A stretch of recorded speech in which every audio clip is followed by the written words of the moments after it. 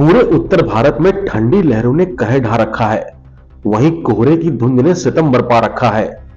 इस समय न्यूनतम पारा 5 डिग्री सेल्सियस से नीचे आ चुका है, जिससे लोगों का खून जमने लगा है और हाथ पैर अकड़ने लगे हैं।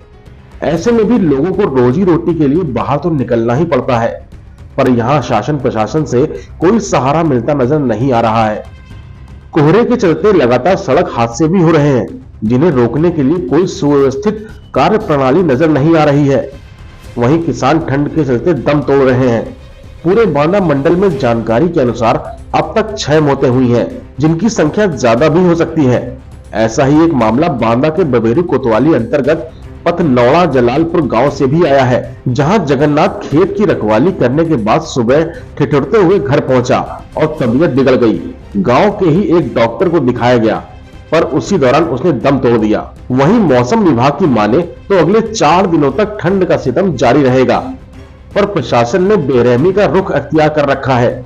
जनपद बांदा के मुख्य चौराहों और भीड़ भाड़ वाले इलाकों सहित फुटपाथ पर अपना जीवन यापन करने वालों की जब हकीकत जानी तो लोगों ने प्रशासन की पोल खोल कर रख दी। सबसे पहले सुनिए अलाव ताप रहे वकील साहब क्या बोले। जैसा कि सबको जानकारी है कि इस समय मतलब कड़ाके की ठंड पड़ रही है, लोग ठंडी से ठिठुर रहे हैं, तो जिला प्रशासन की तरफ से केवल मेन चौराहों पर मतलब अलाव जलाने की व्यवस्था है। बाकी जैसे मान लीजिए हर जगह गरीब जनता है तो वहाँ भी मतलब अलाव की व्यवस्था होनी चाहिए। जैसा कि तहसील परिसर में भी मतलब हमारी स्वयं की सेवा है, ये हम तहसील में बैठते हैं तो ये हमारी स्वयं की सेवा है। यहाँ भी मतलब अलाव जलाने की नगर पालिका की तरफ से कोई व्यवस्था नहीं है। नहीं भैया, ये तो हम ही जहाँ तहाँ से कोशिश करके सब यहाँ के बैठने वाले सब लोगों के सौजन्य से ये संपन्न होता है। कोई मेरे बस का रोग नहीं है, न नगर पालिका वाले तो यहाँ आते ही नहीं है, न लाते हैं।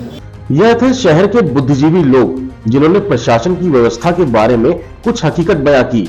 अभी जब आप आगे पड़ताल देखेंगे तो शायद आपको जिम्मेदारों पर गुस्सा भी आएगा और सरकार को कोसेंगे भी। शहर के अलग अलग चौराहों में जाकर हमने बात की तो एक फुटपाथ में अपना जीवन यापन करने वाले ने जो कहा वाकई शर्मसार करने वाला था।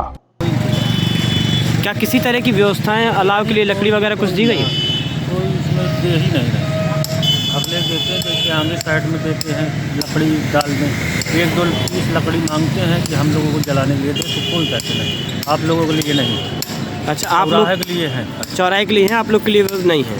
आप लोग देते हैं तो डायरेक्ट वो लोग जलाते भी हैं, इस्तेमाल घर भी ले जाते हैं। ऐसा कौन कहता है?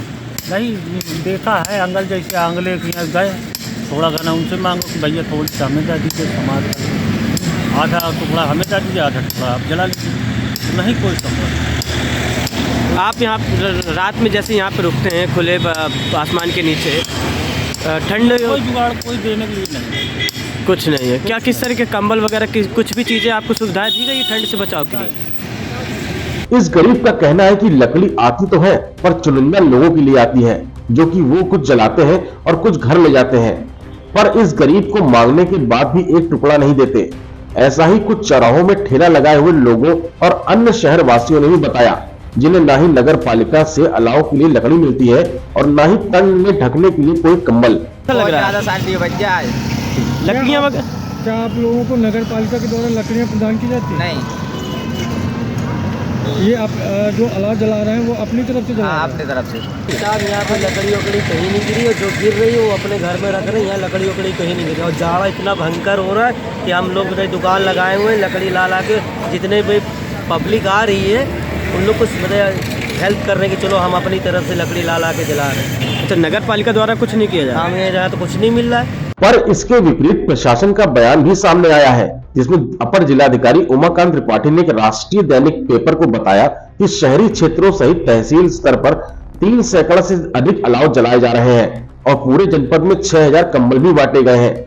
इसमें बांदा में 1500, बबेरू में 1400 और अतर्रा पैलानी तहसील क्षेत्रों में 1000 कंबल बांटे गए हैं। इतना ही नहीं, कंबलों की दूसरी खेप भी आने वाली है। खैर, क्या सच है और क्या झूठ, जनता सब जानती है, पर हाँ, ठंड कड़ाके की है और अगले 4-5 दिनों तक इसका सितम जारी रहेगा। ऐसे में अपना ख्याल रखें। वह सब बुंदेलखंड के लिए ब्यूरो रिपोर्ट।